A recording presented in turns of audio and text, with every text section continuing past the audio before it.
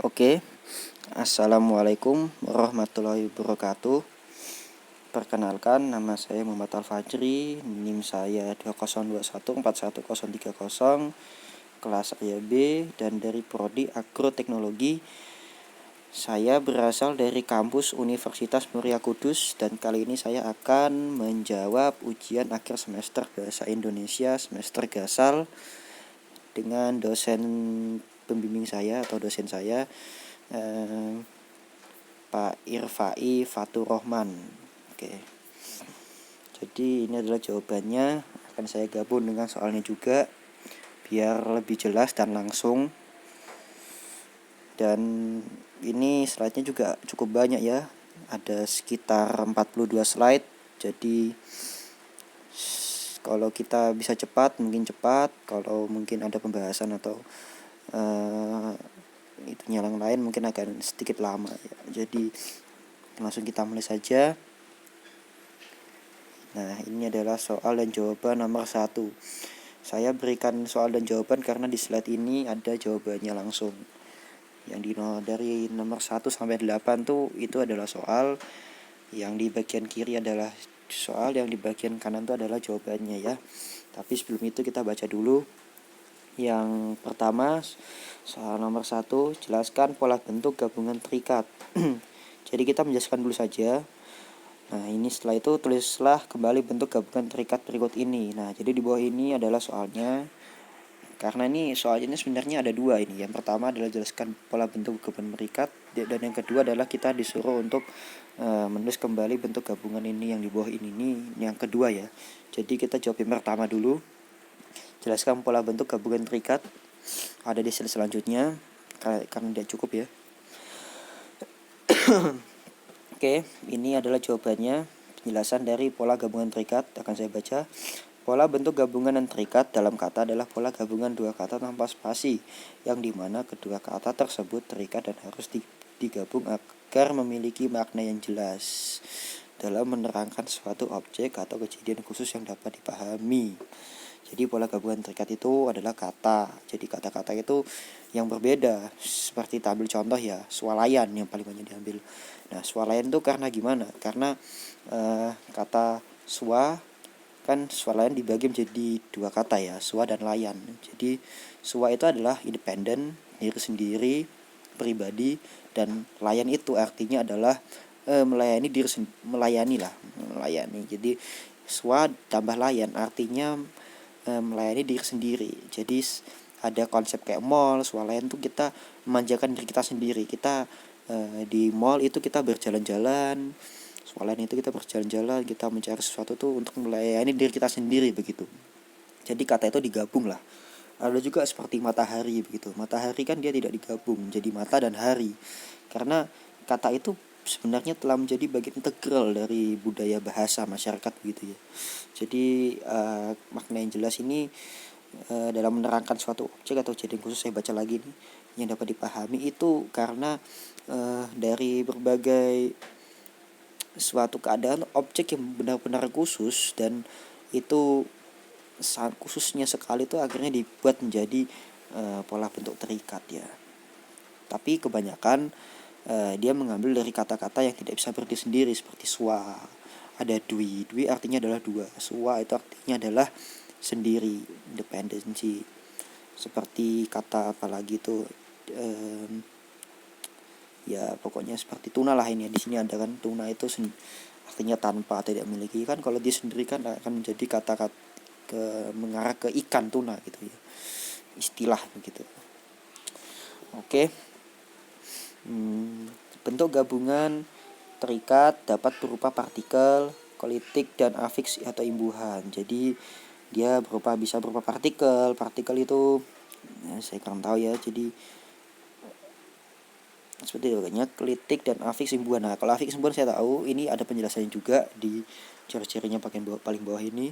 Afiks itu seperti misalnya kita ambil keanekaragaman, mengambing hitamkan kan dia diambil dari kata-kata dasar kambing dan hitam. Jadi ada kata me dan an yang paling belakang, dari depan ke belakang itu adalah sebuah imbuhan. Jadi afiksnya begitu, mengambing hitamkan.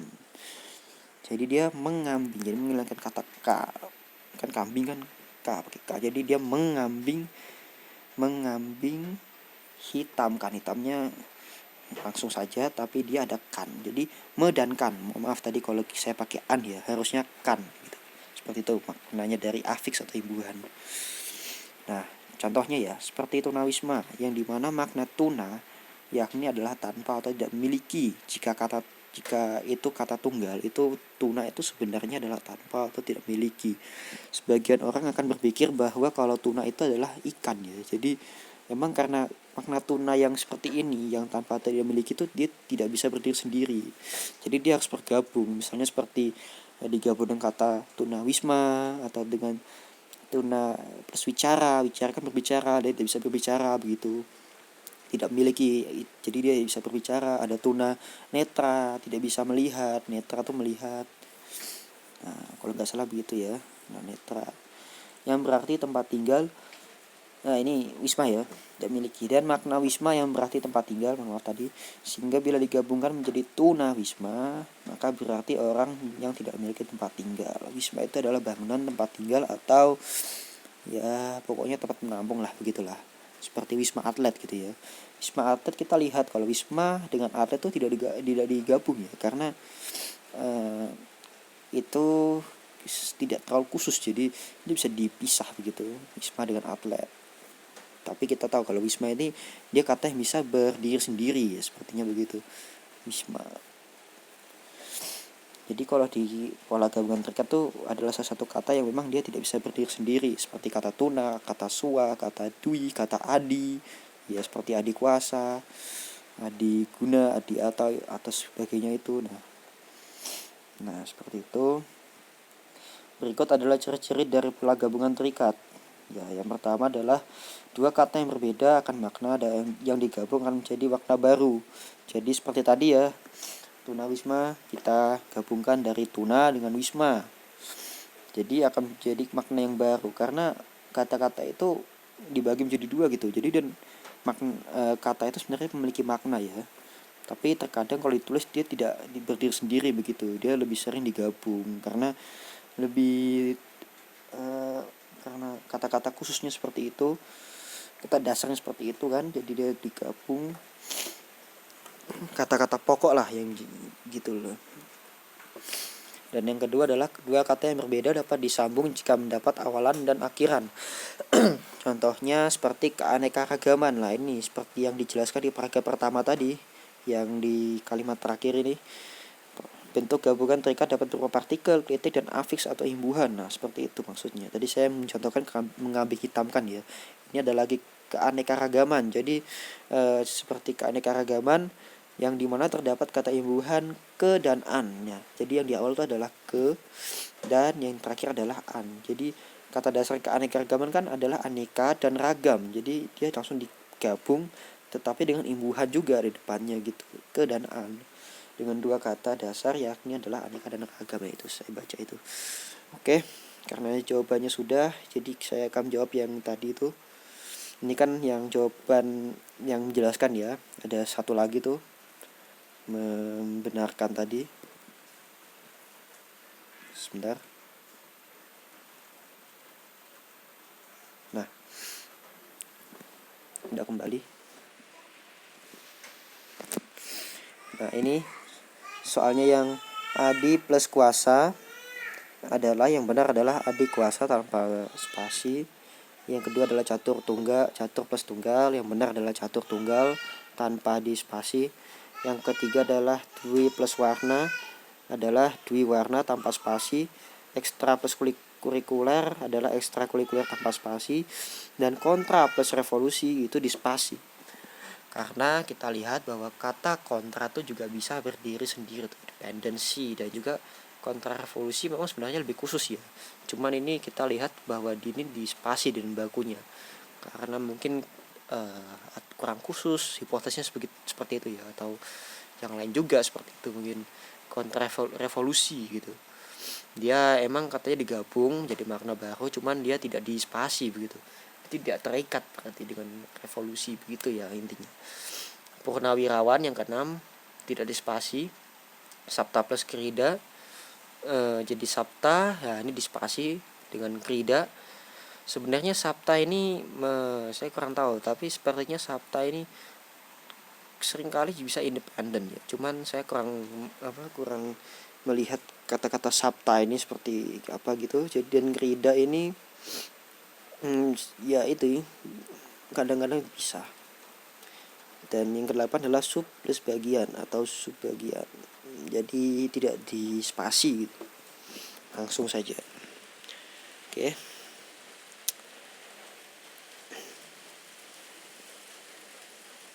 Langsung ke nomor 2.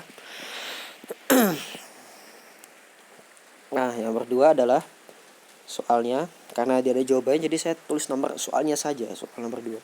Yang kedua adalah jelaskan perbedaan bentuk penalaran deduktif dan bentuk penalaran induktif. Berikan contoh penerapannya. Jadi banyak orang bertanya-tanya tuh karena dia bilang deduktif atau induktif itu seperti apa. Ini saya akan jelaskan. Oke. Penjelasan dari penalaran induktif adalah penalaran deduktif ya. Deduktif adalah proses berpikir yang diawali dengan mengambil hal yang umum menuju ke hal yang khusus. Jadi dia mengambil sesuatu dari hal yang umum di masyarakat untuk selanjutnya dia telaah lagi menjadi suatu hal yang lebih khusus. Misalnya dia mengetahui sebuah teori ya. Ada teori begini. Teori bahwa anak yang pertama kali itu dia lebih bisa, contohnya ya, dia lebih bisa untuk berbicara daripada menulis dulu kebanyakan gitu ya. Dia pernah baca gitu, terus dia tuh tahu teori itu yang umum itu, dia telaah lagi, dia melakukan pengamatan kepada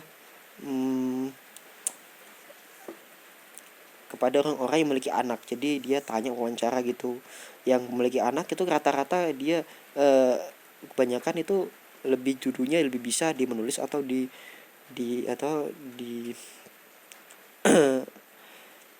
berbicara gitu. Nah, setelah dia amati, dia menemukan bahwa semua data yang dia terima itu bahwa anak-anak lebih dulu dalam berbicara daripada menulis. Dan dari hal tersebut dia menyimpulkan bahwa sebenarnya teori itu adalah benar, mengklarifikasi lagi bahwa teori itu benar. Nah, itu adalah hal yang khusus begitu ya, yang dia simpulkan itu adalah yang khusus. Dan hal yang umum itu seperti teori itu, dia melakukan pengamatan apakah ini benar atau salah. Dengan hal yang khusus itu ya itu benar, karena kebanyakan anak-anak yang dia amati itu bisa lebih dulu berbicara daripada menulis begitu ya. Agar lebih jelas, ini saya baca lagi.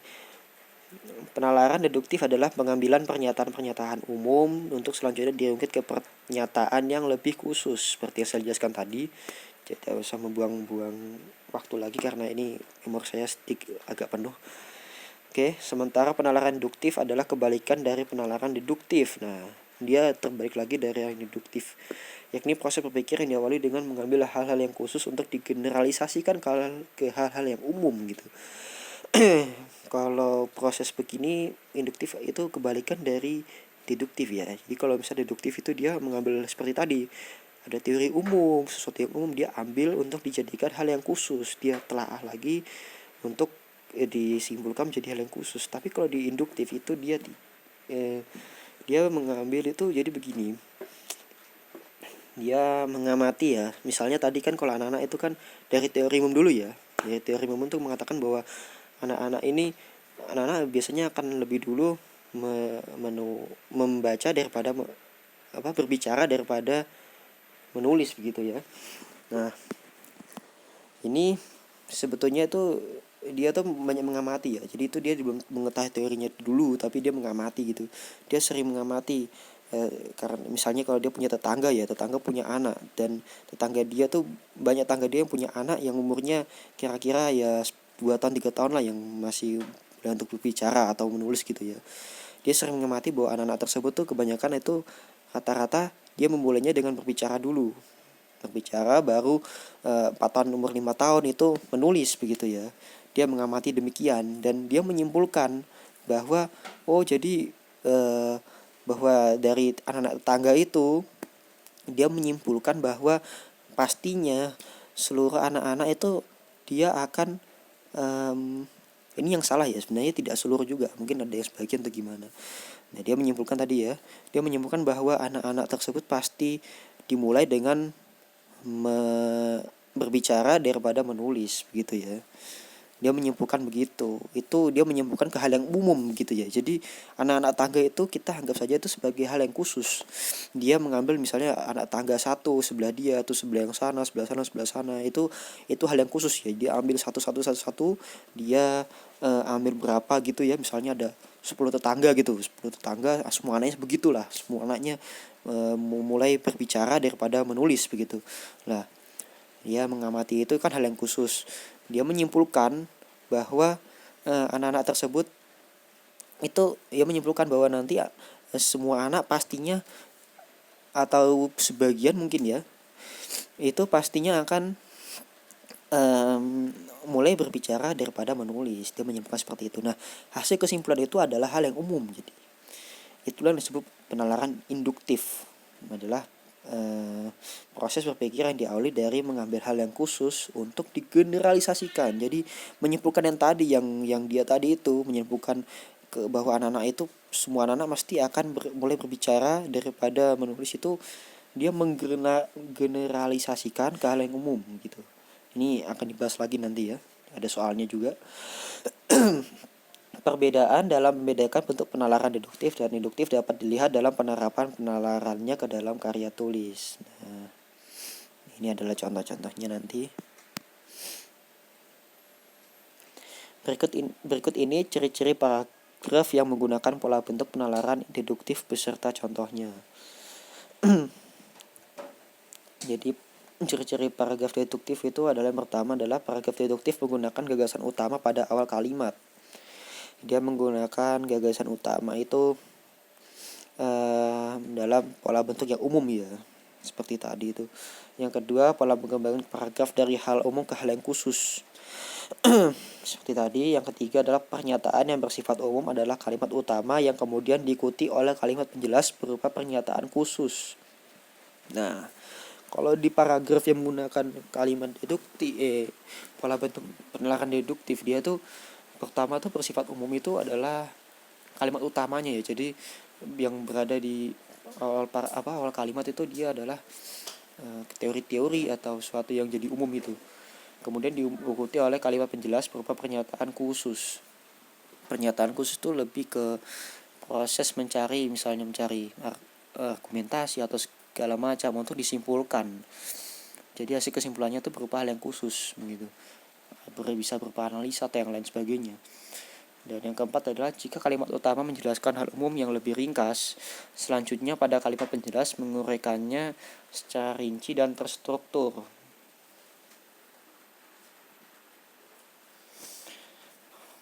Oke. Contoh paragraf dengan pola penalaran deduktif. Ini akan saya bacakan juga ya. Dalam hal mitigasi, Singapura termasuk salah satu negara yang sejak awal sigap melakukan pencegahan COVID-19. 2 minggu sebelum pemerintah Cina memutuskan mengisolasi kota Wuhan dan perbincangan tentang virus Wuhan mendunia, pemerintah Singapura telah memberikan peringatan pada warganya. Setiap lembaga pendidikan dari sekolah dasar sampai perguruan tinggi melakukan pendataan siapa saja dari lembaga tersebut yang baru saja pulang dari Cina. Padahal saat itu belum ada kasus terkonfirmasi virus Wuhan di Singapura, dan bahkan belum ada pernyataan resmi dari Beijing dan dari Lembaga Kesehatan Dunia atau WHO tentang bagaimana virus ini menyebar. Jadi paragraf yang saya ambil ini untuk pola penalaran deduktif itu tentang mitigasi ya. Jadi ini langsung kita jelaskan ya. Kalimat utama atau pernyataan umum dari paragraf di atas terdapat pada awal paragraf. Nah, jadi yang menjadi hal yang umum ini itu terdapat dalam yang di kalimat pertama. Dalam hal mitigasi, Singapura termasuk salah satu negara yang sejak awal sigap melakukan pencegahan COVID. Nah, selanjutnya itu akan dibahas menjadi hal yang khusus. Jadi kan dalam hal mitigasi, Singapura termasuk salah satu negara yang sejak awal sigap melakukan pencegahan COVID-19. Nah, setelah itu adalah dia tuh lebih menjelaskan tuh bagaimana Singapura itu bisa menjadi negara yang sigap begitu. Nah,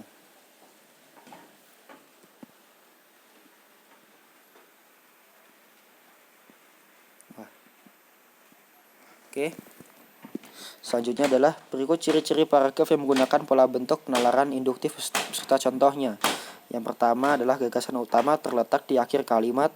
Yang kedua, pola pengembangan dari khusus ke umum. Yang ketiga, kalimat utamanya diawali oleh fakta-fakta khusus atau bisa berupa data, contoh, atau uraian. Nah, yang keempat, kesimpulan dari paragraf ini ialah pernyataan umum. Berbeda dengan pola penalaran deduktif ya, gagasan utamanya itu terletak di akhir kalimat.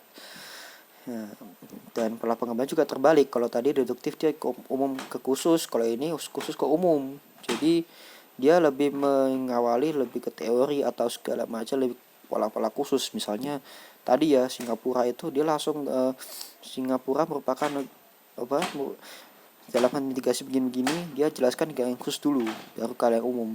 Dan yang ketiga adalah kalimat utamanya ini dia diawali oleh fakta-fakta khusus, bisa berupa data, contoh, atau uraian begitu ya.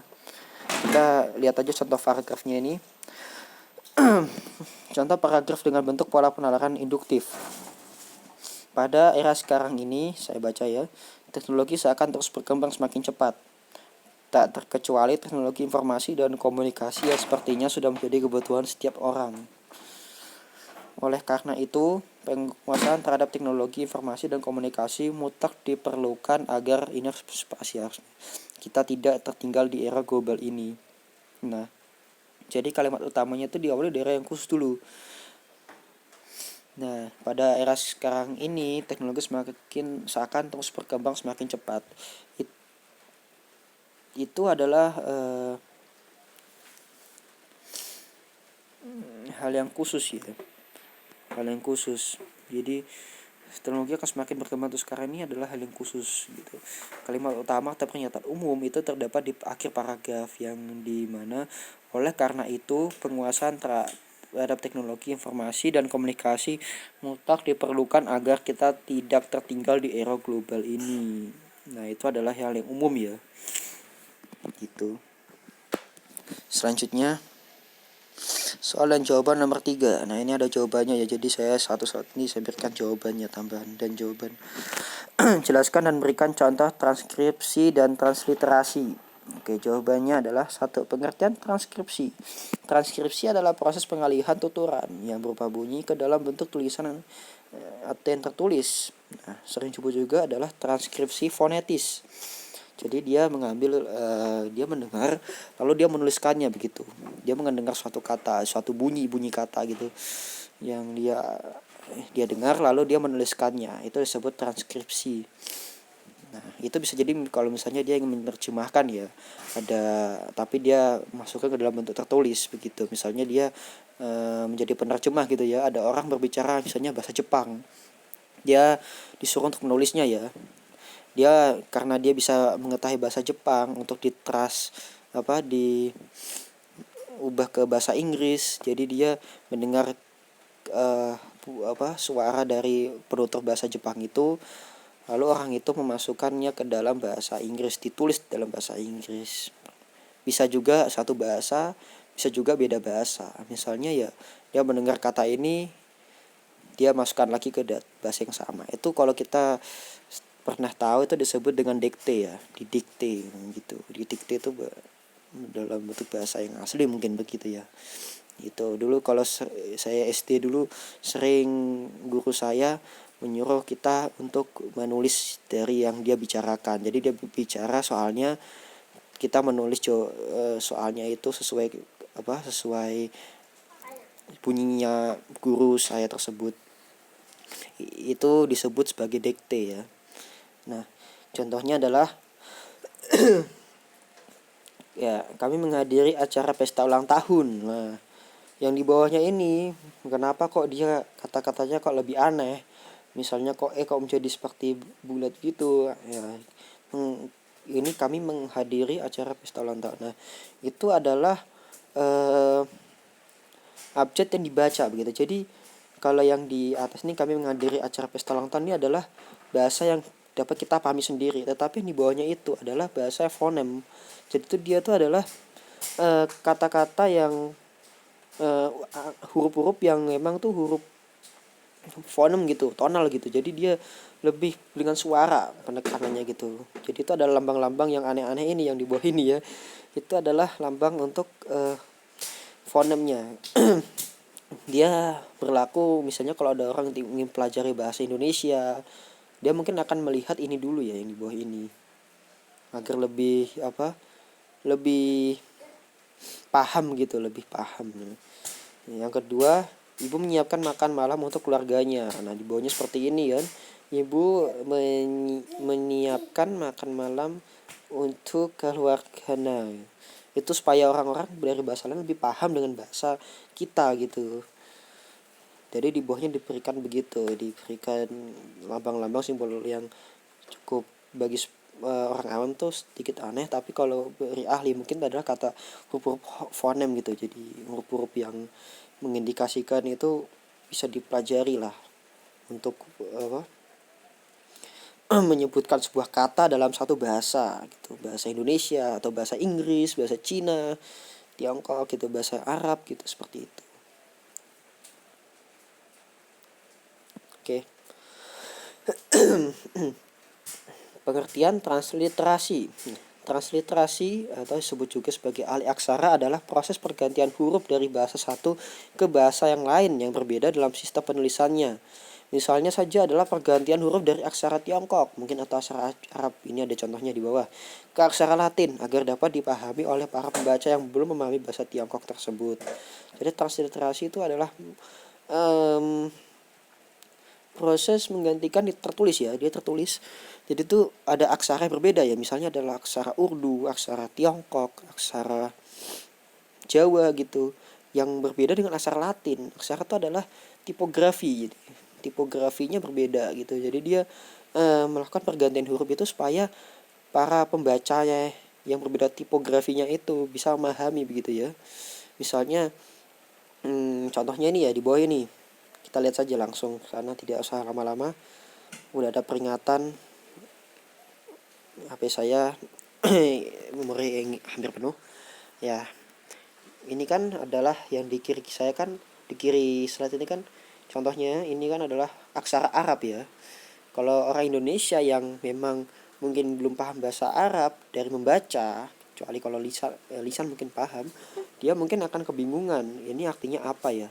Nah, itulah fungsi dari transliterasi. Jadi di kanannya ini adalah diterjemahkan ke dalam aksara Latin ya, mengalih aksarakan ke Latin. Jadi bismillahi mahjereha wa mursaha gitu. Ditransliterasikan agar pembaca kan, karena Indonesia kan negara menggunakan sistem aksara Latin ya, jadi dibuat ke Latin begitu.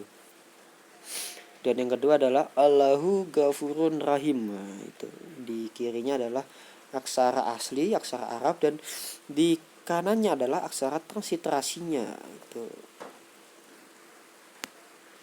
Oke, selanjutnya soal nomor 4.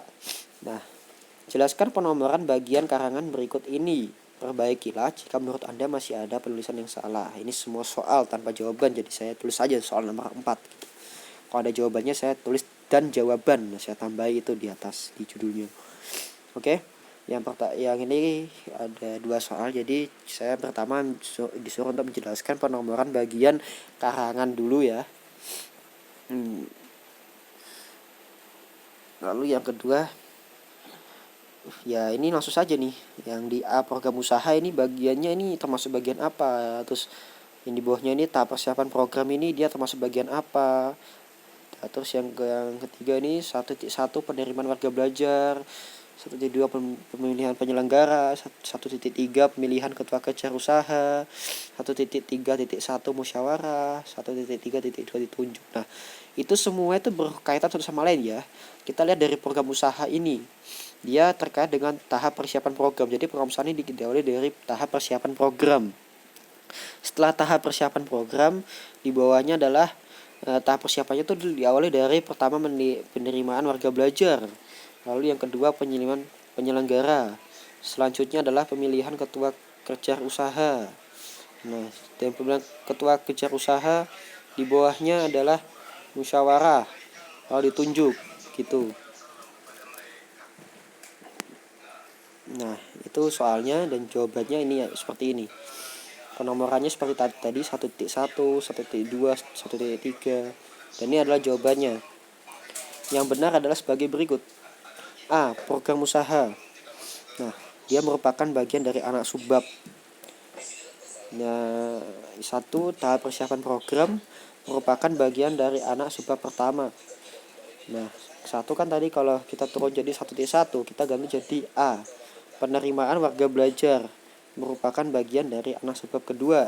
Dan yang B, pemilihan penyelenggara merupakan bagian dari anak sebab kedua. Sama ya, jadi A, B, C ini merupakan bagian dari anak sebab kedua. Jadi. Dan di yang C ini, pemilihan ketua kejar usaha, di bawahnya kan ada musyawarah dan ditunjuk. Itu kita ganti menjadi 1 tutup kurung itu. Musyawarah merupakan bagian dari anak subbab ketiga. Jadi dari C turun ke 1 ini. Dan yang kedua ditunjuk sama merupakan bagian dari anak subbab ketiga. Itu jawabannya. Selanjutnya soal dan jawaban nomor 5. Karena di satu slide ini ada soal dan jawabannya langsung. Jelaskan cara penulisan gelar akademik yang benar. Kemudian jawab soal berikut ini. Jika masih salah penulisannya segera diperbaiki. Oh, ini soal jawabannya. Di bawahnya ini ada soal, yang di bagian kiri ini soal, yang di bagian kanan adalah yang benarnya, pembenarannya. Nah, karena ini saya disuruh untuk menjelaskan dulu cara penulisan gelar akademik yang benar, jadi saya ke slide selanjutnya dulu untuk menjelaskan. Jawab tulisan gelar akademik yang benar untuk gelar sarjana S1. Nah, misalnya ya seperti sarjana filsafat. Nah, ini guru ya, saya S titik F-nya gede IL titik. Nah, atau sarjana filsafat Islam. Di tutup kurung ini saya contohnya S titik fil titik I besar titik. Nah, seperti itu. Jadi mengikuti kaidah-kaidah yang ada di apa ya? Menteri untuk apa itu? Kaidah-kaidah pembahasan sarjana. Dan yang kedua adalah penulisan gelar akademik yang benar untuk gelar magister S2. Misalnya seperti magister pendidikan M titik P besar D kecil titik, atau magister pendidikan Islam. Nah, ada Islamnya, jadi M besar titik P besar langsung D titik I besar titik. Nah, dan yang ketiga adalah penulisan gelar akademik yang benar untuk gelar doktor S3 adalah DR. Kalau ada namanya itu diberikan titik DR titik. Nah, kalau di barat sana sarjana S1 sama dengan bachelor dengan lambangnya B. Kalau gelar akademik untuk magister Indonesia, kalau di barat sana, di sistem barat itu adalah master. Magister itu master. Dan penulisan gelar akademik untuk doktor, kalau di barat ya sama doktoral, tapi dia lebih lambangnya ke PhD, P besar HD kecil gitu. Penulisan gelar akademik yang benar untuk gelar diploma, diantaranya yang pertama adalah diploma 1 D1 dengan sebutan ahli pratama. Jadi penyebutannya adalah ahli pratama, disingkat A besar titik P besar titik. Yang kedua adalah diploma 2 D2 dengan sebutan ahli muda, disingkat A besar titik M besar A kecil titik. Diploma 3 D3 dengan sebutan ahli madya, disingkat A besar titik M besar D kecil titik. Yang keempat adalah diploma 4 setara dengan sarjana sastrapan. Nah, sarjana sastrapan itu dia setara dengan sarjana S1 ya. Tapi dia lebih ke sarjana sastrapan itu dia sarjana tapi dia lebih banyak di prakteknya, itu lebih banyak prakteknya daripada teorinya ya. Kalau sarjana kan dia lebih banyak ke teorinya. Jadi perbandingannya seperti kalau untuk sarjana S1 itu adalah prakteknya hanya 40 atau 30 mungkin, sementara teorinya 60-70%. Dan untuk sarjana sastrapan itu dia berbalik dengan sarjana S1. Sarjana biasa ya, yang dimana dia SST ya singkatannya ya.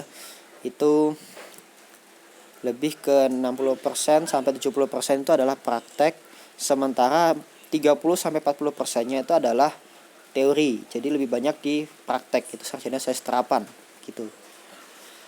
Nah, ini yang saya penjelasan ya. Ini yang sebelumnya tadi pembenaran kata-katanya. Nah, oke. Langsung saja, yang kiri adalah soal, yang kanan adalah jawaban. Bayu Maharani S.S.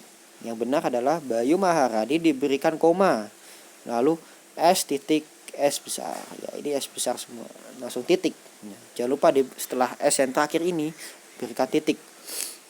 Dan yang paling penting adalah setelah nama diberikan koma. Seperti Bayu Maharani ini, setelah itu langsung koma untuk memberikan gelar.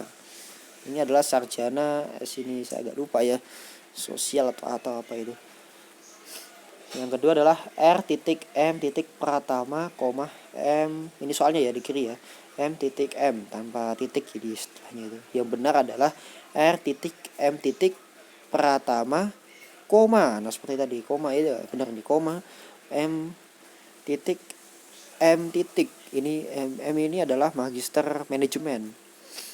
Kalau tadi mungkin Bayu Maharani adalah sarjana sastra mungkin, sarjana sastra. Kalau sosial itu adalah S besar, O kecil, S kecil, titik. Itu adalah sarjana sosial. Udah. Nah, RM ini singkatan ya. R.M ini adalah singkatan karena terlalu panjang jadi disingkat saja jadi R.M. ya. Pertama. Lalu yang ketiga adalah, ini adalah nama dosen saya, Dr. Irfai Fatur Rahman SPD MPD, langsung tanpa ada kata-kata jeda. Ini ada nama dosen saya ya. Yang benar yang di kanan ini, Dr. D besar R kecil titik Irfai Fatur Rahman, koma, S besar titik P besar D kecil titik koma M besar titik P besar langsung D titik. Lah itu yang benar. Yang keempat adalah Dr. Randus Muhammad Kasunudin, M besar P besar D besar, langsung saja. Itu di jawabannya yang kanan adalah D besar R kecil dokter titik Dr. Randus, D-nya besar, R-nya kecil, S kecil titik Muhammad Kasunudin, koma M titik P besar D kecil titik.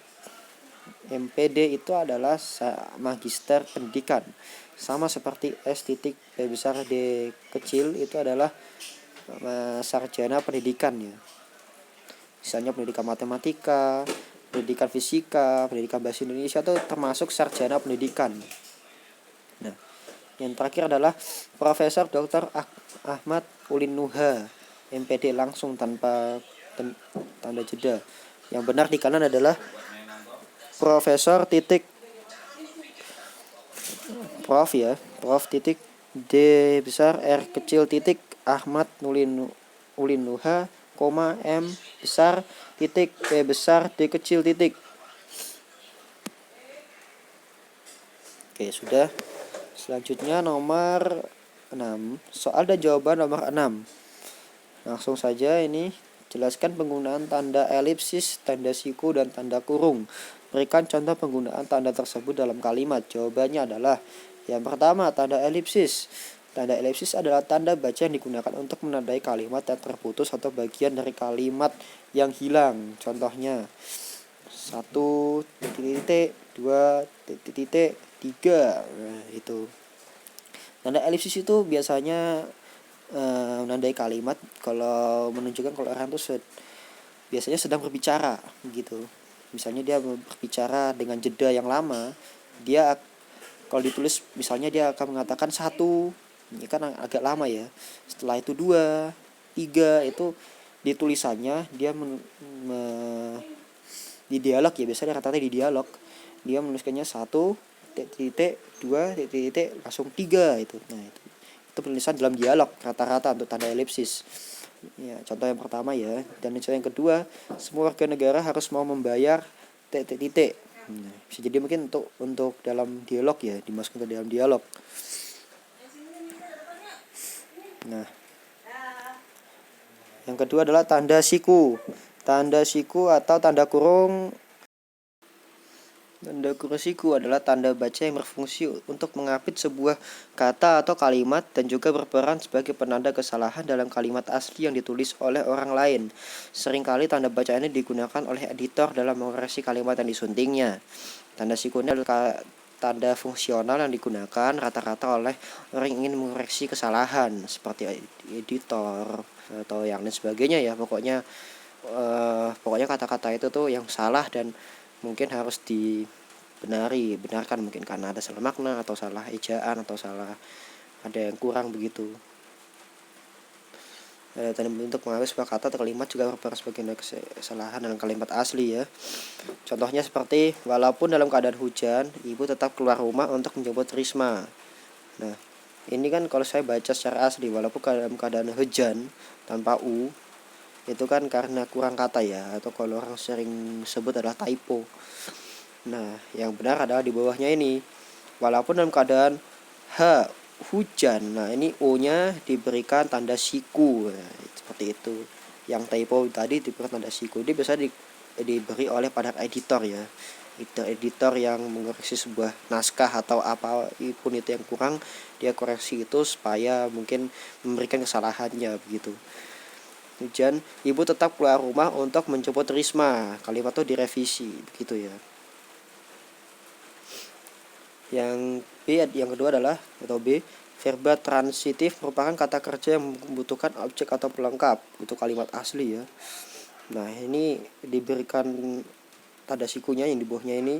Verba transitif merupakan kata kerja yang mendukung objek ataupun pelengkap. Nah, ini diberikan tanda kurung yang pertama ya. Contoh dijelaskan dalam lampiran 3.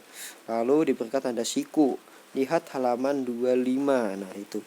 Jadi ada fungsi lainnya juga sebagai untuk memberikan penjelasan dengan lampiran ya. Penjelasan lampiran seperti itu. Untuk kalimat direvisi ini yang B, yang kedua yang B ini hanya menjelaskan itu supaya lebih lengkap ya. Diberikan lampiran gitu. Karena mungkin ada yang kurang ya oleh editor. Oke, selanjutnya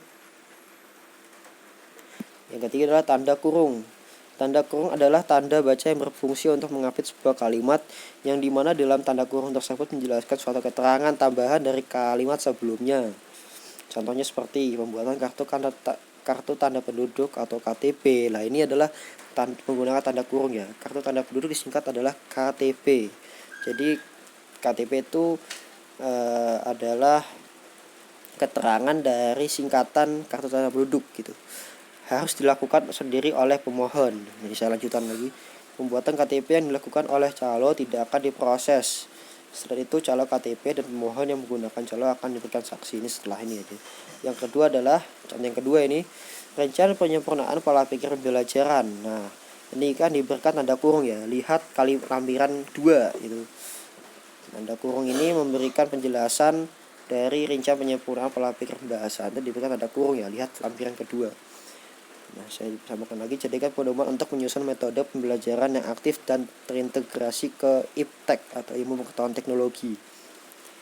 Nah, contoh yang terakhir adalah terdapat 4 macam tanda kurung, yaitu 1. Tanda kurung lengkung, 2. Tanda kurung siku, dan 3. Tanda kurung kurawal, dan 4. Tanda kurung sudut. Nah, tanda kurung juga berfungsi untuk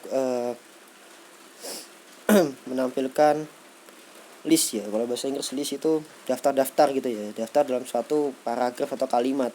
Misalnya kalau dia menjelaskan ada 4 macam atau 4 jenis, dia langsung menjelaskan jika dalam satu paragraf itu juga tanpa diberikan list ke bawah, daftar ke bawah, dia akan menjelaskannya yaitu langsung ini seperti tanda kurung ini, diberikan tanda kurung 1, tanda kurung 2, tanda kurung 3 sampai seterusnya, sampai batas seterusnya gitulah. Atau kalau yang itu dan lain-lain kalau untuk menjelaskan hal yang lain tapi tidak tercantum gitu.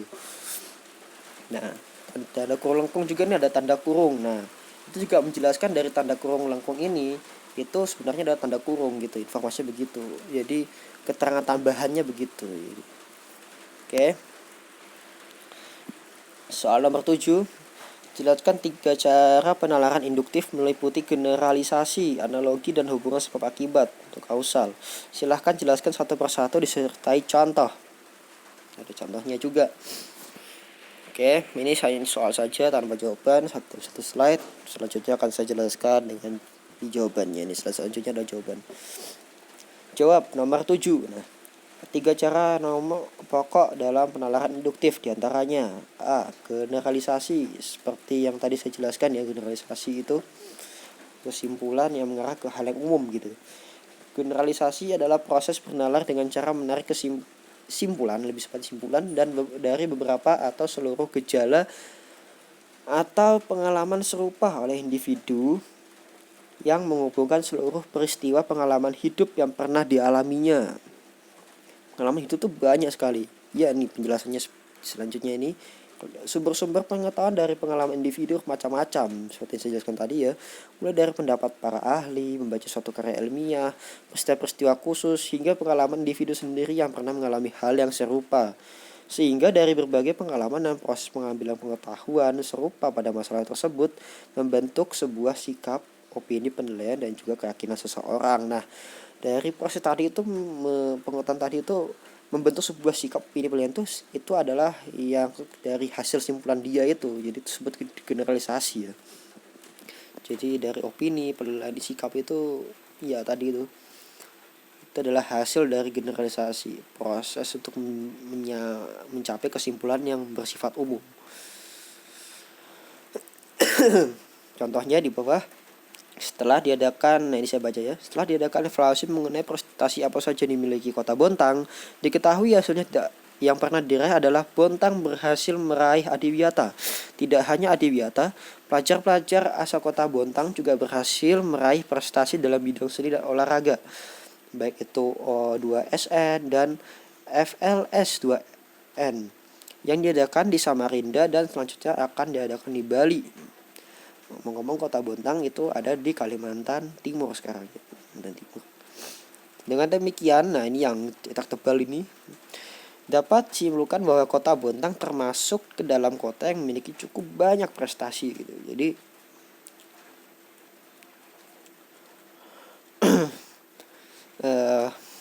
kesimpulannya itu mengarah yang umum gitu ya. Jadi karena Kota Bontang itu dia berhasil meraih adiwiyata, pelajar-pelajarnya juga prestasinya banyak, dan juga itu dua lain itu hanya dua ini aja, argumen ini aja. Jadi dan dia menyimpulkan ke hal yang umum gitu. Ya, hal yang umum itu seperti ini. Dengan demikian dapat disimpulkan bahwa Kota Bontang termasuk ke dalam kota yang memiliki cukup banyak prestasi gitu. Itu kesimpulan umumnya ya dari penjelasan sebelumnya ini. Ini juga termasuk ke dalam paragraf, jenis paragraf induktif ya. Paragraf induktif ada seperti ini. Jadi kota seladakan apa saja Kota Bontang pernah dilakukan dari Adiwiyata, itu adalah yang khusus dulu. Adiwiyata adalah khusus, tidak hanya Adiwiyata, pelajar-pelajar asal Kota Bontang juga berhasil meraih prestasi dalam bidang seni dan olahraga. Itu juga yang khusus juga, baik itu O2SN, FLS2N itu juga khusus ya. Lalu selanjutnya dengan demikian dapat simpulkan bahwa Kota Bontang termasuk dalam kota yang memiliki cukup banyak prestasi, itu adalah hal yang umum ya. Hal yang umum itu, induktif. Oke, selanjutnya yang kedua adalah analogi. B. Analogi. Analogi adalah proses bernalar dengan cara membandingkan suatu atau mempersesuaikan antara dua hal yang berbeda, lalu mengambil fungsi sejati dari kedua makna hal tersebut untuk selanjutnya dijadikan sebagai sebuah ilustrasi yang memperkuat dalam menjelaskan suatu hal. Jadi dia tuh mengambil dua hal atau kejadian yang berbeda untuk mengambil makna dari atau maksud dari dua kejadian tersebut tuh yang sama tuh seperti apa. Jadi dua hal itu memang berbeda ya dari peristiwa atau kronologisnya, tapi dia itu diambil contohnya itu untuk membandingkan terhadap hal yang sama tersebut gitu, terhadap hal yang ingin dimaksudkan dari penulis kepada pembaca, seperti itu maksudnya ya. Misalnya gitu, dia mengambil contoh yang dari misalnya tong kosong berbunyi nyaring gitu ya. Tong kosong berbunyi nyaring itu kan kalau kita nalarkan secara logika kan tong kosong berbunyi nyaring kan bagaimana bisa begitu, tapi itu dimaksudkan bahwa orang yang banyak bicara tapi kosong maknanya. Itu sebenarnya bukan itu juga sih, tapi termasuk ke dalam majas itu ya. Nah itu Analogi bertujuan untuk menjelaskan suatu hal yang abstrak atau sukar untuk dipahami menjadi konkret dan mudah untuk dipahami lewat perumpamaan dari suatu hal lain yang serupa secara substantif. Nah, jadi hal yang substantif itu hal yang mendasar itu dari analogi itu adalah bahwa dua hal yang berbeda. Misalnya kalau orang ini ingin menyampaikan hal yang orang lain tidak paham, jadi dia mengambil hal yang lain yang dipahami oleh orang lain itu untuk jadikan contoh dari hal yang orang lain tidak paham tersebut supaya orang itu paham gitu. Itu maksudnya. Contohnya adalah begini. Memilih jurusan kuliah yang tepat adalah sesuatu yang gampang-gampang susah, seperti halnya dalam memilih pasangan hidup. Wow, jadi memilih jurusan kuliah tuh dianalogikan tuh susahnya seperti mencari pasangan hidup gitu ya. Karena apa? Karena mungkin jurusan kuliah itu kan adalah passion kita ya, passion kita mencari minat dan hobi, atau mencari bagaimana kita ingin melanjutkan jurusan kuliah kita gitu ya, seperti itu minat kita. Nah, sama saya seperti dalam hal memilih pasangan hidup gitu. Pasangan hidup juga susah karena kita mencari hal yang menjadi minat kita, hobi kita, minat kita dalam pasangan itu. Misalnya kita ingin seperti pasangan kita, misalnya kita laki-laki ingin mencari pasangan perempuan itu seperti apa, minta masak atau lain sebagainya begitulah. Jadi itu dalam yang dimaksud adalah analogi ini. Ini ada di kalimat pertama ini, kalimat utamanya langsung dianalogikan. Saya langsung sambung lagi supaya lebih jelas. Butuh perhitungan yang matang dan kesadaran akan minat dan kemampuan diri adalah kunci dalam memilih jurusan. Dua hal tersebut pasti diterapkan oleh para calon mahasiswa agar terlepas dari keruwetan memilih jurusan kuliah yang ruwetnya sama seperti mencari pasangan hidup. Nah, karena ruwet juga mencari jurusan kuliah itu ya, seperti mencari pasangan hidupnya juga ruwet, sama ruwetnya juga itu. Jadi dia apa yang sama itu dia ambil dari dua hal yang berbeda tuh, ada yang sedikit sama itu dia ambil untuk jadikan sebagai contoh dari salah satu hal tersebut, seperti itu ya maksudnya. Lebih jelas. Selanjutnya C, hubungan sebab akibat atau yang ketiga ini kausalitas disebut juga ya. Hubungan sebab akibat atau sering disebut kausalitas adalah proses bernalar yang di mana seseorang memiliki dasar asumsi paling penting, yakni bahwa setiap hal atau peristiwa pasti memiliki hubungan sebab akibat yang runtut dan logis. Kausalitas ini itu diambil dari bahasa Inggris juga bisa ya. Cause itu kan adalah penyebab ya, alasan. Cause, because, kausa itu adalah penyebab gitu, sebab akibat gitu, kausalitas gitu ya. Jadi sebab akibat ini adalah dasar asumsi bahwa setiap hal atau peristiwa itu mesti memiliki hal yang sebab dan akibat juga. Jadi setiap akibat akan memiliki sebab, tapi juga terkadang bisa juga sebab juga memiliki akibat gitu.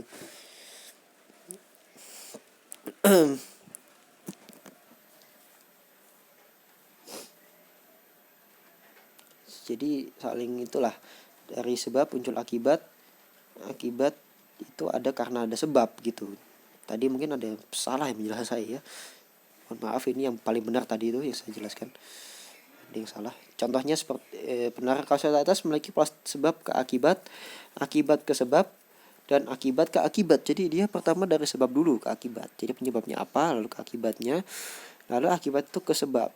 Nah, akibat itu karena ada sebab, dan akibat dari akibat itu akan menunjukkan akibat lain juga, akibat ke akibat gitu. Contohnya seperti ini. Selama 15 tahun terakhir ada banyak kasus pembalakan liar. Pemerintah telah memperlakukan berbagai aturan untuk menghukum pembalak liar, tetapi kenyataannya adalah bahwa pembalakan liar terus berbahaya bagi banyak pihak. Karena pembalakan liar, tanah tidak dapat menyerap air dengan baik dan tanah tidak lagi mengikat. Karena itu setiap kali musim hujan tiba, maaf ini salah ini malah musim hutan, banjir dan tanah longsor selalu terjadi. Nah, di kalimat terakhir ini itu menunjukkan akibatnya. Ya, jadi ini maaf ya, maksudnya ini adalah kalau di kalimat terakhir ini menunjukkan sebab akibat. Ya, pertama karena pembalakan liar. Jadi karena pembalakan liar itu adalah sebabnya tanah tidak dapat menyerap air dengan baik dan tanah tidak lagi mengikat. Nah, itu akibatnya seperti itu. Jadi ada kata penghubung karenanya itu. Karena itu setiap kali musim hujan tiba, banjir dan tanah longsor selalu terjadi, dan ini adalah akibat lagi. Jadi karena itu juga, karena balakan liar juga, setiap kali hujan tiba, banjir dan tanah longsor selalu terjadi karena balakan liar, maka akar itu tidak membendung tanah ya. Kalau di teknologi pertanian itu gitu ya. Maksudnya tadi itu adalah unsur hara dalam tanah tadi. Banjir dan tanah longsor selalu terjadi karena pohon itu kan memiliki akar kan menyerap unsur hara. Jadi karena pohon itu ditebang, unsur hara itu, maksudnya air itu akan mengalir tanpa ada akar gitu, dan akan gampang jika terkena hujan itu tidak ada penopang di bawah, itu akan jadi longsor gitu ya. Itu untuk tanah longsor. Selanjutnya adalah soal dan jawaban nomor 8, karena di sini adalah ada soal dan langsung jawaban di dalam satu slide. Jelaskan ini maksud dengan silogisme. Berikan contoh silogisme. Nah, silogisme ini. Jawab, silogisme adalah proses dalam berpikir atau bernalar yang menghubungkan dua proposisi atau pernyataan demi menurunkan ke dalam suatu simpulan atau proposisi ketiga. Jadi proposisi itu ada ya dari premis mayor yang pertama, yang proposisi kedua itu adalah premis minor, dan yang ketiga terakhir adalah simpulan proposisi ketiga. Jadi itu terkait satu sama lain ya, yang terkait dengan dua proposisi sebelumnya tersebut. Perlu diingat bahwa proposisi dalam silogisme dapat salah atau benar dalam pembuktian pembenarannya. Jadi proposisi dalam silogisme itu dapat salah atau benar tergantung dari premisnya itu, dari premis mayornya itu. Misalnya premis mayornya seperti ini, ada premis minornya seperti ini juga. Jadi kesimpulan yang salah juga itu. Mungkin ada yang salah di premis mayornya gitu. Biasanya yang paling salah yang proposisi atau silogisme yang benar atau salah tuh biasa terdapat di bagian premis mayor gitu, yang awal pengawalinya itu. Silogisme dibagi menjadi 3 premis pokok, yakni sebenarnya ya paling pokok juga ini, premis mayor, minor, dan simpulan. Tidak ada tambahan lain sebenarnya ya. Premis mayor mengandung generalisasi atau proposisi yang diasumsikan benar, atau premis ini bersifat umum gitu. Jadi ini ya benar ini sebenarnya belum tentu juga benar ya secara hakikat ya. Bisa jadi salah juga, tapi dalam kali ini dia diasumsikan benar begitu ya. Premis minor adalah proposisi yang memiliki kedudukan penting karena mengidentifikasi sebuah kasus atau peristiwa khusus bagi anggota dalam kelas tersebut, serta premis ini menentukan kesimpulan atau premis ini bersifat khusus. Simpulan dari hasil adalah hasil akhir dari proses pokok silogisme sebagai akibat dari proses logikalisasi antara premis mayor dan minor. Perlu diingat, silogisme adalah bagian dari penalaran deduktif, yang dimana dia menjelaskan pola proses berpikir dari hal yang umum ke hal yang khusus. Jadi ini adalah salah satu bentuk dari penalaran deduktif untuk silogisme ini, salah satunya itu. Oke. Contohnya begini, silogisme memiliki beberapa bentuk diantaranya. Silogisme hanya terdiri dari 3 proposisi, yakni premis mayor, premis minor, dan simpulan. Contohnya premis mayor, semua makhluk hidup akan mati. Premis minornya, jadi semua makhluk hidup akan mati itu adalah umumnya dulu ya, diasumsikan benar begitu. Premis minornya adalah tambahan dari anggota tersebut, manusia adalah makhluk hidup. Nah, karena manusia adalah makhluk hidup, simpulannya adalah manusia akan mati gitu. Dan yang kedua, apabila silogisme mengandung premis positif dan premis negatif, maka simpulannya haruslah negatif. Contohnya seperti ini. Premis mayor, siswa yang telah lolos dalam seleksi nasional masuk perguruan tinggi negeri SNMPTN atau jalur penerimaan rapot ya kalau sering orang tahu, tidak berhak mengikuti seleksi bersama masuk perguruan tinggi negeri atau SBMPTN, atau sering disebut juga jalur tes untuk masuk perguruan tinggi negeri. Nah, premis mayornya begitu. Premis minornya adalah Jojo adalah siswa yang lolos SNMPTN. Jadi dia lolos jalur rapot gitu ya. Dan simpulannya adalah oleh karena itu Jojo tidak berhak lagi mengikuti SBMPTN. Jadi siswa yang lolos SNMPTN itu adalah positif. Dan yang siswa yang telah lolos dan yang premis mayornya ini, siswa yang telah lolos dalam seleksi nasional SNMPTN ini tidak berhak lagi mengikuti ini, termasuk negatif ya. Dan hasil kesimpulannya, oleh karena itu Cucu tidak berhak lagi mengikuti SNMPTN. Adalah hasilnya adalah negatif untuk kesimpulan. Gitu.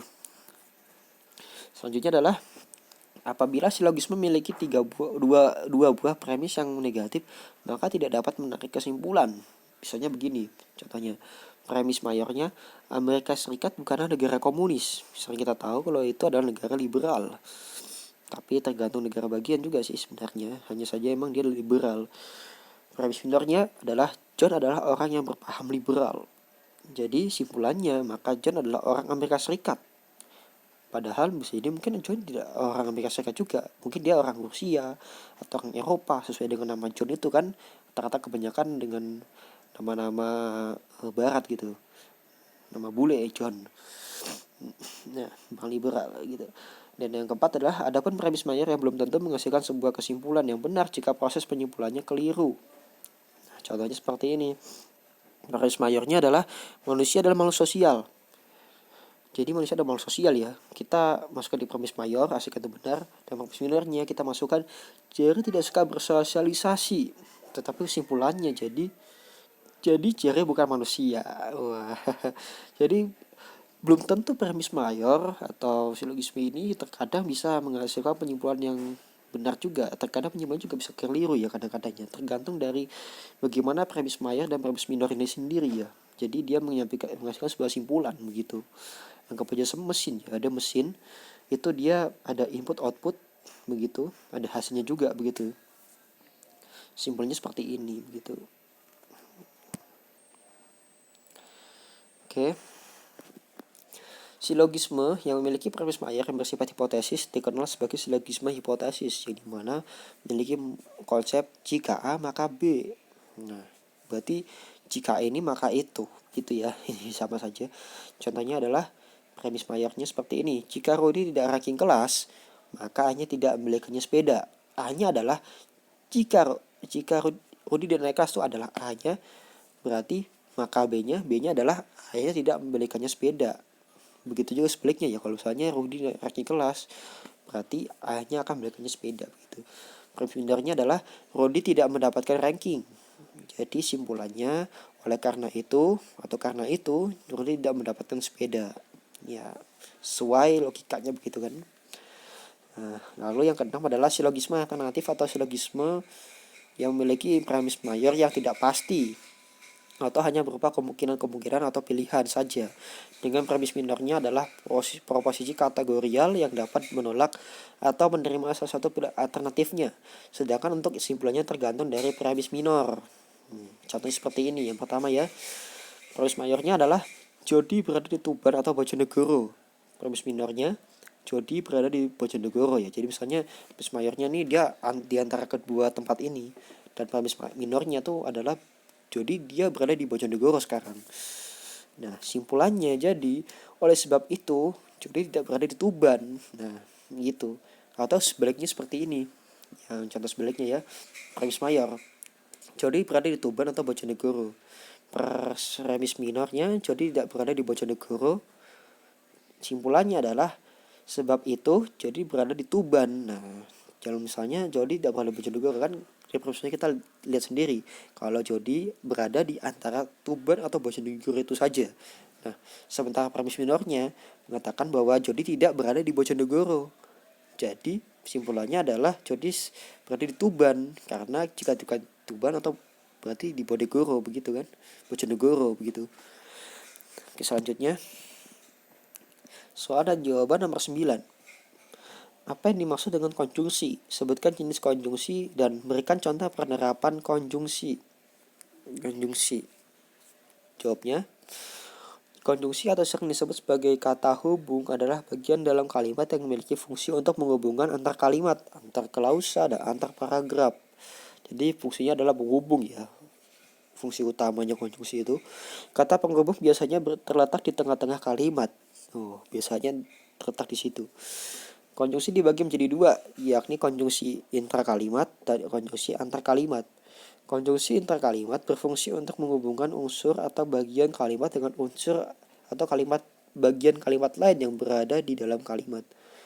Sementara konjungsi antar kalimat adalah konjungsi yang menghubungkan kalimat atau paragraf yang satu dengan kalimat atau paragraf yang lain. Contoh dari konjungsi antar kalimat seperti oleh sebab itu, sebelum itu, atau sebaliknya, bahwasanya, bagaimanapun, sesungguhnya, bahkan, terlebih lagi, berdasarkan, dan lain-lain. Oke, kita cepat saja. Ini akan saya baca saja ya. Kalau penjelasan akan sedikit lebih lama. Konjungsi antar kalimat dibagi menjadi 3 jenis. Nah, ini kita dibagi jadi 3 jenis dulu. Beserta contoh, kita kasih contoh di konjungsi antar kalimat. Nanti selanjutnya kita akan memberikan contoh lagi di konjungsi antar kalimat atau konjungsi paragraf. Saya lanjut lagi, yakni konjungsi koordinatif, konjungsi subordinatif, dan konjungsi korelatif. Berikut adalah penjelasannya. Yang pertama kita ambil dulu adalah konjungsi subordinatif. Konjungsi subordinatif adalah konjungsi yang menghubungkan dua klausa atau lebih tetapi tidak sama derajatnya. Contoh kata yang digunakan dalam konjungsi subordinatif seperti untuk, agar, seakan-akan, karena, seakan-akan, walaupun, seperti, sejak, ketika, dan lain-lain. Contohnya, yang pertama, Nisa tetap pergi walaupun masih hujan deras. Wah, ini tidak ada, saya lupa beri huruf miring ya. Ini Nisa tetap pergi walaupun. Jadi walaupun adalah konjungsi subordinatifnya. Tidak sama derajatnya karena Nisa tetap pergi dengan hujan masih deras begitu ya. Nah, yang kedua adalah ayah pulang ketika adik sedang sekolah. Jadi ketika itu ya, ketika. Jadi ayah pulang ketika adik sedang sekolah. Kan tidak sama derajatnya kan. Penghubungnya adalah di ketika konjungsinya. Dan ketiga adalah baik hari biasa maupun hari libur, Tasya tidak pernah belajar. Konjungsi konjungsi subordinatifnya berada di maupun, di kata maupun. Baik hari biasa maupun hari libur, Tasya tidak pernah belajar.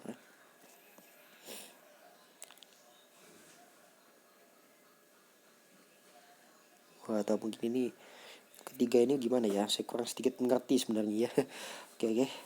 Saja ke konjungsi koordinatif. Konjungsi koordinatif adalah konjungsi yang menghubungkan dua klausa atau lebih dan memiliki kedudukan yang sama atau sederajat. Contoh kata yang digunakan dalam konjungsi ini adalah kemudian, lalu, melainkan, sedangkan, padahal, dan lain-lain. Contohnya, yang pertama, Ali sibuk bermain game, padahal dia harus mengerjakan PR. Konjungsi koordinatifnya terdapat di padahal.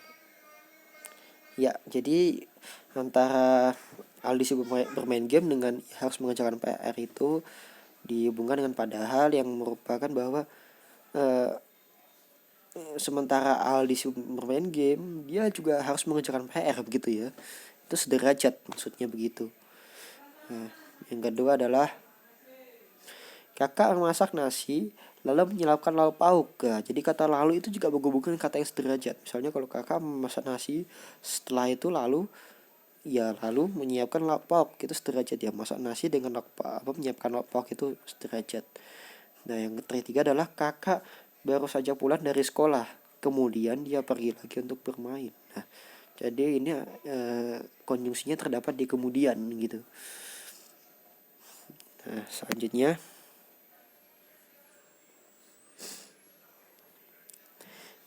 konjungsi korelatif. Konjungsi korelatif adalah konjungsi yang cukup sama dengan konjungsi koordinatif karena menghubungkan dua kata yang sama atau setara, baik kata, frasa, klausa, ataupun kalimat. Meskipun mirip dengan konjungsi koordinatif, namun konjungsi ini memiliki beberapa gabungan kata penghubung, sementara konjungsi koordinatif hanya memiliki satu kata penghubungnya saja. Berbeda dengan konjungsi koordinatif ya sebenarnya hampir sama, cuma sedikit berbeda dengan konjungsi korelatif ini, konjungsi koordinatif. Kalimat yang menghubungkan konjungsi ini disebut kalimat korelatif. Kalimat korelatif biasanya berbentuk kalimat majemuk ya. Contoh dari konjungsi ini yaitu yang pertama adalah tidak hanya sampai bahkan, jangankan melainkan, semedemikian rupa, sehingga entah bukan hanya melainkan. Ini harusnya semedemikian, ini adalah sedemikian rupa ya. Harusnya M jadi D, D-nya jadi M. Demikian gitu, salah pengetikan. Contohnya adalah yang pertama, bukan hanya Zahra yang bisa bernyanyi, melainkan Dodit juga bisa. Bukan hanya dengan melainkan ini adalah konjungsi korelatifnya. Yang kedua adalah jangankan bukit, gunung pun sanggup aku daki. Jadi dia berada di jangankan dengan pun ya, pun sanggup. Jadi pun, jangankan dengan pun. Ini sebenarnya sih lebih ke pun ya. Yang ketiga adalah tidak hanya cuci muka, bahkan kami menyempatkan untuk mandi dan berenang di mandian air hangat itu sehingga badan kita sehat. Ini berada di kata tidak hanya dan bahkan. Tidak hanya bahkan gitu. Oke, selanjutnya. Oke, sebentar. Berikut adalah contoh dari konjungsi antar kalimat atau contoh kalimat. Nah, yang pertama, ia kini menjadi orang kaya. Sesungguhnya semua itu karena dia bekerja keras semenjak muda. Jadi berada di sesungguhnya kata penghubungnya ini. Yang kedua, mereka makan hanya dengan sepotong ikan asin. Bahkan mereka seringkali makan tanpa lauk. Penghubungnya ada di kata bahkan. Lalu berikut adalah contoh dari konjungsi antar kalimat. Jadi ini adalah contoh paragrafnya ya. Jadi ada contoh kalimat, ada contoh paragraf. Sebenarnya bisa dibedakan antara konjungsi antar kalimat dan konjungsi paragraf itu.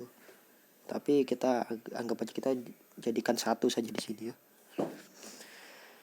Yang pertama adalah Rindu adalah anak yang beres sejak kecil. Ia sangat senang main-main bersama ayah dan ibunya. Walaupun anak tunggal, Rindu tidak pernah manja. Ia selalu membantu pekerjaan ibu tanpa diminta. Akan tetapi sekarang semua tinggal kenangan. Semua kebahagiaan itu sudah teranggut darinya. Kecelakaan penyebab semua itu. Ya, yang kedua ini, paragraf yang kedua. Terlebih lagi bukan hanya ayahnya yang pergi, tetapi juga ibunya. Hanya Rindu yang bisa diselamatkan. Beruntung Rindu dapat dikeluarkan dari mobil sebelum mobil itu meledak. Ini paragraf yang kedua. Yang ketiga adalah berdasarkan cerita warga, mobil tiba-tiba oleng dan jatuh ke jurang. Warga yang melihat segera menolong, tetapi posisi ayah dan ibu Rindu yang terjepit susah untuk dievakuasi. Nah, dalam paragraf konjungsi antar kalimat di paragraf ini atau konjungsi paragraf itu terletak di awal kata dalam paragraf kedua ini. Terlebih lagi ini adalah konjungsi antar kalimat, antar paragraf. Terlebih lagi, dan untuk paragraf kedua. Lalu yang paragraf ketiga adalah yang berdasarkan cerita warga. Ini kata berdasarkan. Jadi ini sebenarnya adalah satu contoh saja. Tapi kita beda-bedakan dari paragraf ini. Jadi seolah-olah ini terlihat seperti 3 contoh, padahal bukan contoh. Hanya 2 contoh saja sebenarnya. Terlebih lagi dan berdasarkan. Nah, soal yang terakhir, soal nomor 10. Ini hanya soal saja, tidak ada jawaban di sini. Jadi saya tulis soal nomor 10. Wacana terbagi menjadi 5, yakni wacana narasi, deskripsi, eksposisi, argumentasi, persuasi. Jelaskan ciri dan perbedaan tiap wacana tersebut, serta berikan contohnya. Maaf, itu tadi saya salah bicara. Ini maksudnya saya kurang tambahkan dan jawabannya ya. Di satu saatnya ada jawabannya juga. Jadi soal dan jawaban nomor 10 seharusnya begitu ya. Saya lupa masukkan kata dan jawaban. Jadi jawabannya adalah 5 bentuk wacana, diantaranya wacana narasi. Wacana narasi atau wacana penceritaan adalah wacana yang menceritakan suatu peristiwa atau kejadian berdasarkan rangkaian yang diikat secara kronologis dari waktu ke waktu. Peristiwa yang diceritakan berdasarkan hubungan kausal atau sebab akibat. Ciri-ciri dari wacana narasi diantaranya yang pertama, menceritakan suatu kejadian atau perkara secara kronologis atau berdasarkan urutan waktu. Yang kedua, menonjolkan sudut pandang si pencerita. Yang ketiga, peristiwa yang diceritakan mengikuti kaidah sebab akibat. Dan yang keempat, terdapat tokoh yang berperan dalam wacana tersebut. Tokoh juga berperan penting ya. Berarti. Nomor 2 ini analisis dari saya sendiri, menonjolkan sudut pandang si pencerita. Karena di wacana narasi itu dia lebih menonjolkan sudut dari indera si pencerita sendiri itu gitu. Selanjutnya contohnya adalah, saya bacakan atau tidak ini, bacakan saja ya. Marco Polo adalah salah satu penjelajah paling terkenal di dunia. Petualangan bersejarah Marco Polo dimulai pada tahun 1272 Masehi ya, dari kota kelahirannya yaitu Venesia di Italia itu, menuju ke daerah selatan Irak dan tinggal selama 1 tahun di sana. Marco Polo ini adalah penjelajah paling terkenal dan paling berpengaruh sepanjang masa ya. Ya selain itu ada di Batu lagi tuh, tapi sepertinya ya berpengaruh Marco Polo lah mungkin, karena dikenal di barat ya. Yang kedua adalah ya kemudian melanjutkan perjalanan ke Teluk Persia menuju Khurasan, harusnya Khurasan atau Khurasan nih. Lalu tinggal di Afghanistan selama 1 tahun. Selama tinggal di Afghanistan, dia juga mengunjungi beberapa tempat seperti Pakistan dan Kashmir. Setelah meninggalkan Afghanistan, kurang T ini, Marco Polo sempat singgah ke Nusantara melalui Sri Lanka. Marco Polo akhirnya kembali lagi ke Venesia melalui jalur sutra sepanjang Cina sampai Turki. Ngomong-ngomong, jalur sutra juga ada 2 ya. Kan setahu kita ada jalur sutra tuh di Cina, di Tiongkok gitu, di Timur Cina. Tapi jalur sutra sebenarnya ada juga di perairan, terutama di Nusantara Indonesia kita dulu ini termasuk adalah kita termasuk pendiri jaringan jalur sutra laut yang menghubungkan dari barat Madagaskar dan Arab hingga ke timur Polinesia dan bagian utara di Tiongkok, seperti itu. Jadi jaringan laut itu termasuk jaringan perdagangan yang sangat luas yang didirikan oleh nenek moyang kita dulu ya. Dan dari itulah kita bertukar perdagangan, bahkan bertukar budaya di situ. Dan itulah mungkin salah satu alasan kita dulu mengadopsi agama Hindu Buddha di Indonesia. Dan beberapa juga dari orang di Indonesia juga mengambil budaya dari Tionghoa, seperti batik pesisiran, terutama di pesisiran begitu ya. Ini antropologis menurut saya ini. Masa nenek moyang kita emang benar-benar membanggakan karena bisa menciptakan jaringan jalur sutra laut yang tidak hanya jalur sutra tuh hanya di daratan seperti di Tiongkok sana, di daerah Xinjiang dengan daerah Cina barat daya itu barat laut itu, tidak di situ saja ya, maksudnya di daerah Cina Utara lah, daerah situ sekitarnya. Tetapi Indonesia pun juga nenek moyang kita juga Nusantara masa itu bisa menciptakan jaringan sutra laut karena nenek moyang kita dulu adalah seorang pelaut yang terampil dan handal dengan teknik-teknik perkapalannya yang canggih dan maju daripada bangsa lain yang ada di dunia pada saat itu ya. Jadi begitu. Oke, kita tidak bisa berlama-lama lagi. Saya baca saja tanpa jelaskan karena saya sudah 1 jam lebih ini. Selanjutnya, wacana deskripsi. Wacana deskripsi adalah wacana yang berusaha menggambarkan suatu hal atau keadaan dengan keadaan yang sebenarnya, sehingga meninggalkan kesan indera kepada para pembaca dalam memahami wacana atas dasar penceritaan dari penulisnya. Wacana deskripsi berorientasi pada objek, ini objek ya, objek pakai B bukan N, tetapi tidak terikat oleh waktu. Berarti dia seolah menceritakan suatu kejadian menurut pandangan si penulisnya itu, dan seolah pendengarnya tuh merasakan atau meninggalkan kesan indera kepada pembaca lah begitu. Ciri-ciri dari wacana deskripsi diantaranya, yang pertama, wacana ini menceritakan suatu hal atau keadaan apa adanya ya, atau ditambah-tambahi ya. Yang kedua, memberikan kesan indera pada para pembacanya. Yang ketiga, wacana ini tidak terikat oleh waktu dan berbeda dengan wacana narasi. Yang keempat, wacana ini adalah penganalisasian dari suatu objek atau suatu hal yang atau keadaan oleh penulisnya yang dia gambarkan lalu dia ceritakan kepada para pembaca, begitu. Atau mungkin dia sedang membaca suatu hal, dia menceritakannya, mentranskripsikannya kembali kepada pembaca, begitu ya.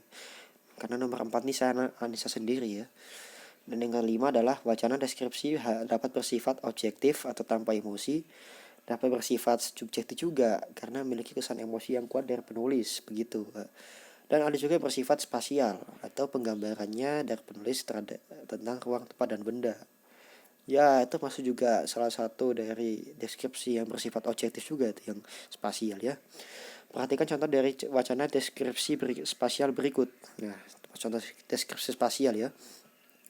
Bangunan stadion utama Manan itu terlihat kukuh sekali. Oh, spasial ini mungkin juga ada campuran dari subjeknya juga ya, begitu ya. Campuran dari yang dengan kesan-kesannya itu, seperti itu. Bangunan stadion olahraga yang terdapat patung kokoh di depannya itu tampak megah berdiri dengan pilar-pilar yang besar dan kuat. Dindingnya dicat dengan warna kuning muda. Di tengah stadion tersebut terhampar lapangan luas yang ditumbuhi dengan rumput hijau. Mohon maaf, ini salah ya saya tulis. Sebenarnya ini adalah contoh dari wacana deskripsi subjektif ya. Tapi dicampur dengan deskripsi yang spasial juga ini. Oke. Yang C, wacana eksposisi. Wacana eksposisi atau sering disebut juga wacana pembeberan adalah wacana yang menyampaikan pendapat tentang suatu permasalahan secara umum. Wacana ini bertujuan untuk memberitahu, mengupas, menguraikan, atau menerangkan sesuatu yang ingin dibagikan kepada para pembaca. Wacana ini memberikan informasi kepada para pembaca secara singkat, padat, serta informasi yang disajikan bersifat faktual. Ciri-ciri dari wacana eksposisi diantaranya yang pertama, wacana bersifat netral dan objektif. Yang kedua, bertujuan untuk menyampaikan informasi kepada para pembaca. Yang ketiga, informasi yang disampaikan dalam wacana eksposisi bersifat singkat, padat, dan jelas. Juga bisa dengan sifat seperti faktual atau aktual begitu ya. Yang keempat, memiliki struktur yakni pernyataan umum, argumentasi atau isi, dan penegasan ulang. Penguatan. Yang kelima adalah wacana eksposisi memiliki gaya bahasa yang formal. Contohnya di slide selanjutnya ini ada tanda ininya, simbolnya. Wah, ini agak banyak sekali ya. Karena waktu saya tinggal sedikit juga, saya baca secara cepat. Banyak aspek yang telah dicapai bahasa Indonesia pada 70 tahun usia kemerdekaan pada yang perayaannya tidak telah berlangsung. Namun kenyataannya pencapaian ini hanya sebatas keberhasilan secara fisik. Kemampuan bahasa Indonesia untuk bersaing di bidang seni budaya, khususnya seni dan budaya tradisional, masih tertinggal jauh dibandingkan negara lain. Indonesia dikenal sebagai negara yang memiliki keragaman seni budaya tradisional. Tentunya Indonesia dapat bersaing dalam bidang seni budaya dengan negara lain. Generasi muda sebagai pewaris budaya tradisional harus dimotivasi untuk melestarikannya. Semangat pengembangan budaya harus ditanamkan sejak dini. Generasi muda dapat mengembangkan budaya tradisional tidak hanya di negeri sendiri, tetapi juga di kancah internasional. Pengembangan seni budaya Indonesia pada era globalisasi mengalami kendala besar. Saat ini masyarakat sudah terimbas dari efek globalisasi. Banyak cerita atau budaya tradisional yang dimiliki bahasa Indonesia terlupakan. Budaya tradisional semakin tergerus dengan modernisasi budaya dari luar negeri. Kondisi seni Indonesia budaya tradisional perlu menjadi perhatian semua pihak. Kondisi tersebut harus menjadi pemicu berbagai pihak untuk melestarikan seni budaya tradisional. Dengan demikian, budaya tradisional dapat dibangun di negeri sendiri. Budaya Nusantara mampu sejajar dengan budaya negara lain. Jadi tidak ada yang akan memandang budaya Nusantara dengan sebelah mata lagi. Sumbernya ini ada, saya sampaikan sumber juga. Oke, selanjutnya wacana argumentasi. Wacana argumentasi adalah wacana yang berisi gagasan atau ide disertai data-data sebagai bukti dalam argumentasi. Tujuannya adalah agar ide atau gagasan pokok yang disampaikan dapat diuji kebenarannya. Jadi wacana ini menampilkan sebuah argumen yang baik menolak atau mendukung ide atau gagasan yang dimana penulis menggunakan data-data yang diambil dari berbagai sumber untuk mendukung alasannya dan mampu meyakinkan para pembaca. Ciri-ciri dari wacana argumentasi diantaranya: 1. Memiliki data-data sebagai argumen dalam mendukung atau menolak gagasan baik dari para penulis maupun khalayak atau khalayak pembaca ya. Yang kedua adalah kebenaran dari argumen tersebut dapat teruji dengan baik. Ketiga, wacana argumentasi memiliki gaya bahasa yang menekankan pada logika, gitu. Contohnya, kebiasaan merokok bisa mengantarkan kepada kematian. Sudah tak dapat dihitung banyak sekali korban yang meninggal diakibatkan dari merokok. Emang efek samping merokok tak langsung dirasa.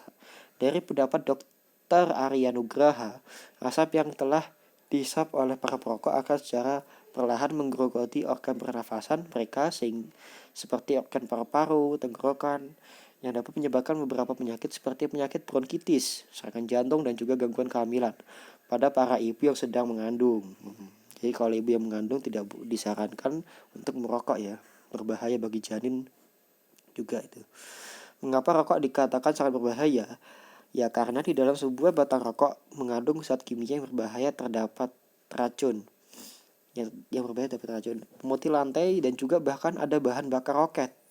Bukan hanya batang rokok yang berbahaya, namun asap dan tar dari rokok dapat menyebabkan kanker karena mempunyai kandungan nikotin berbahaya bagi tubuh kita. Selanjutnya, ya terakhir yang kelima atau wacana persuasi. Wacana persuasi atau dikenal juga dengan istilah wacana hortatory. Ini harusnya diberi huruf miring ini ya, saya lupa, mohon maaf. Adalah wacana yang berusaha untuk membujuk, merayu, atau juga bisa sebagai himbauan dan harapan dari para penulis kepada para pembaca. Jadi wacana persuasi adalah wacana yang bertujuan mempengaruhi para khalayak pembaca agar melakukan sesuatu yang sesuai yang diinginkan oleh penulis. Wacana persuasi lebih berorientasi pada masa kini dan juga pada waktu yang akan datang. Ciri-ciri dari para wacana persuasi diantaranya: 1. Wacana ini bertujuan untuk merayu atau mempengaruhi para pembaca untuk melakukan sesuatu. Yang kedua, lebih menekankan pada emosi daripada logika atau secara subjektif.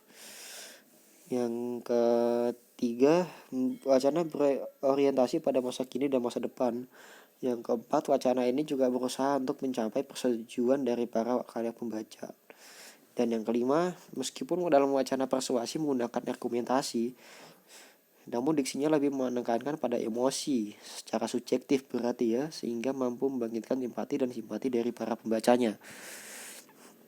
Selanjutnya, contoh, semua orang tahu yang namanya air putih. Setiap hari tubuh kita membutuhkan air putih yang cukup untuk mengaktifkan kinerja seluruh organ tubuh.